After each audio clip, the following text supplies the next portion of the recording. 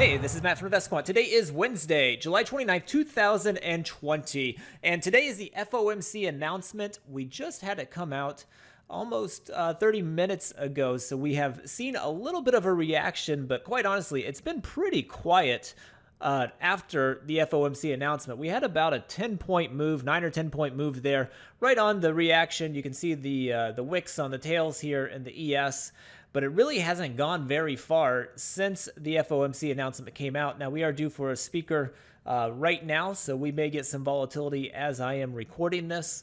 But bottom line is, FOMC announcement day, we have gapped up and we have been pushing higher, and we're still holding near the highs everywhere right now as we approach the close of the session. So what I want to do is take a look at what has happened historically when that type of pattern has developed and see what it's led into the close. So let's set that up here in Discover. We will look at all four instruments.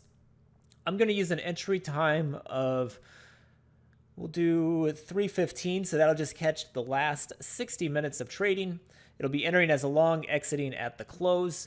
This morning, we gapped up. We actually looked at a study where gapping up on FOMC announcement day has been a bit more bearish as a whole, and we're not seeing that play out. So when it doesn't play out, let's see what happens on the other end, and we can do that by adding the same study that we looked at this morning of FOMC announcement gapping up above the 200, and then adding a little bit more context around where we're at 3:15 p.m. Eastern time.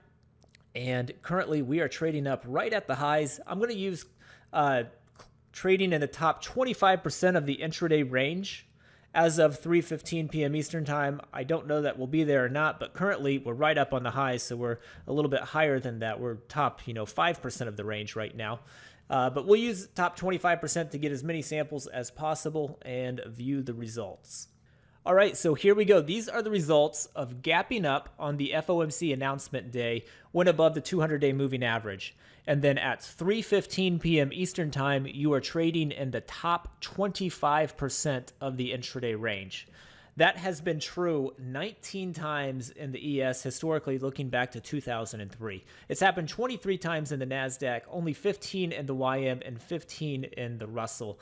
So about, 72 samples total between all four instruments. Looking at the win rates on these, it looks like they've all been fairly favorable into the close here. So the weakest one is Russell with just 15 samples, so not a large sample size, but about 60% of those have closed above the 3:15 p.m. price. It's been a little bit stronger in the YM, 73%. NASDAQ coming in at 65% on the 23 samples, and ES 63% on the 19 samples. But looking at the whole, seeing that there are small sample sizes on each individual one, looking at it as a whole, they're in the 60% range, a little bit over the 60% level as a group. So historically, it has favored a little bit more to the upside as we approach the close if this pattern stays true. So that is different than what we saw off the open. The open favored the downside a little bit more. We have not seen that develop. So now that we know it has not developed, you can reevaluate it into the close and see how the stats change. And in this instance, we see a bias that was initially a short bias off the open has changed to a long bias into the close, assuming that this pattern holds up into 3:15 p.m.